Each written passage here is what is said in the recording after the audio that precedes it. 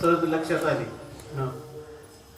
प्रातस्मरणीय वंदनीय परमहंस परिव्राजकाचार्य स्वामी महाराज गोपाळपुऱ्यात राहत असत आणि हरिभक्तपरायण वैकुंठवासी प्रातस्मरणीय वंदनीय जयराम महाराज भोसले ते सिद्ध बेटात राहत असत आणि त्यांचा सप्ताह असायचा शिवरात्रीला.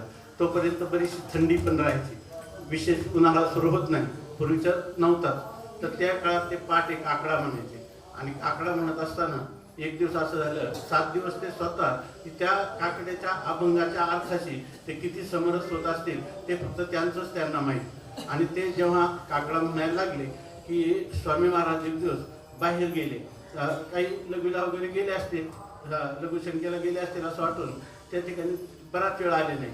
तेव्हा आमचे तात्या होते, त्या तात्यांना असं वाटलं की स्वामी महाराज बराच वेळ झाले का आले नाही.